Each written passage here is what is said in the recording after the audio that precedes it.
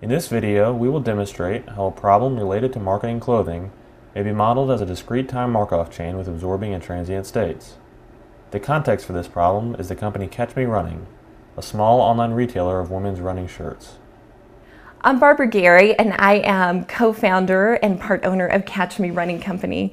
We are a small women's running wear company based in Evergreen, Colorado, and we have been in operation for a couple of years. We started a couple of years ago with our idea, and we got it at the Salt Lake City Marathon. We were there running the race, and we were at the expo and noticed some other t-shirt vendors there.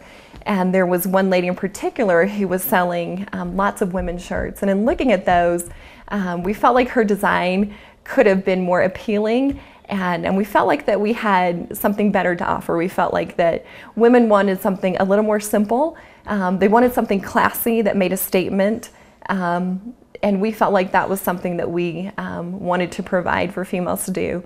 That'd be a profitable thing for us to do and something that women would enjoy. And so we started our business from there. We began with hiring a graphic designer, and he made a logo for us.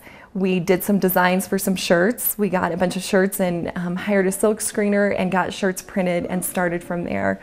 We hit several different expos selling our shirts, and we felt like response was positive. People enjoyed the shirt. They really responded well to our design. But the problem with that being is that we weren't selling enough quantity. It was this kind of a hefty and a steep price that we paid for the entry fee.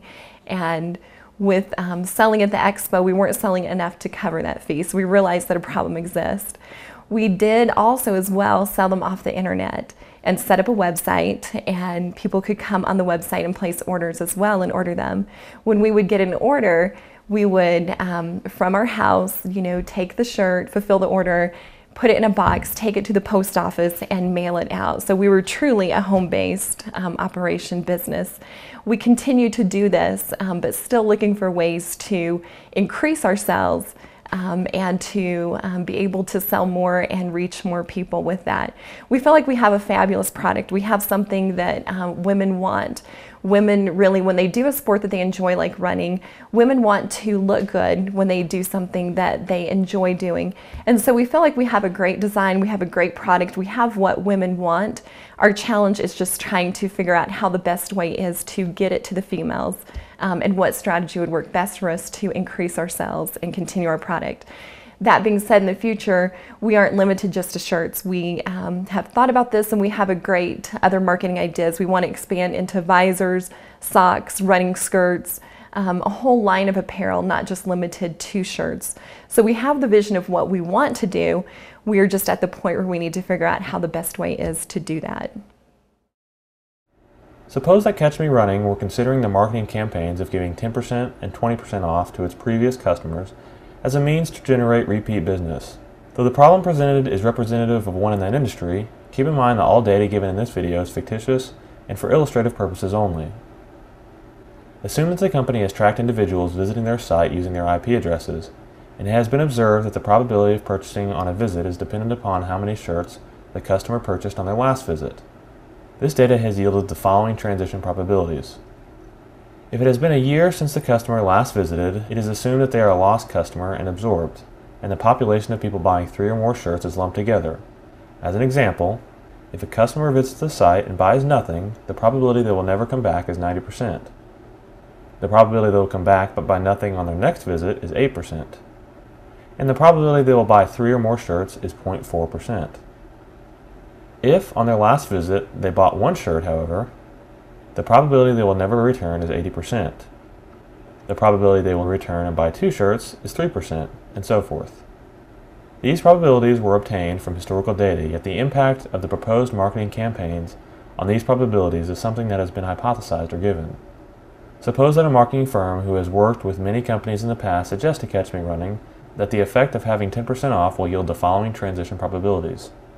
Note that the probability of a person buying a shirt if they bought nothing last time hasn't changed.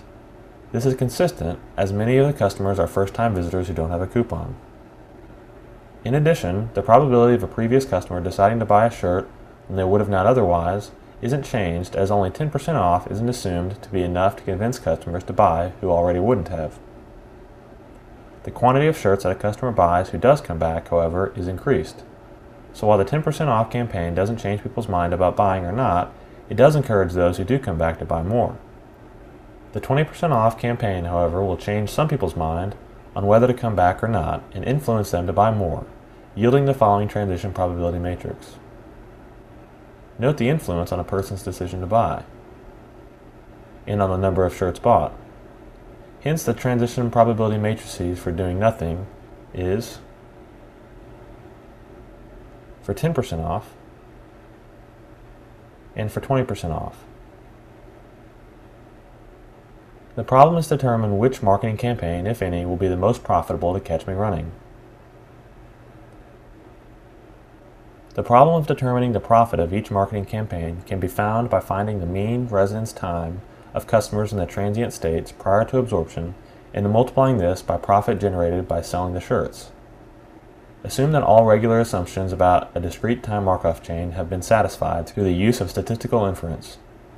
In particular, the stochastic model is as follows, and the transition probability matrix may be partitioned as follows, letting Nij be equal to the random variable that denotes number of times customer transitions from transient state I to j. It follows then that μij is equal to the expected number of times j shirts were purchased when the customer purchased I shirts on their previous visit, and m is equal to the matrix of mean residence times μij's. The profit of each policy may then be found by multiplying the residence times by the corresponding per shirt profit.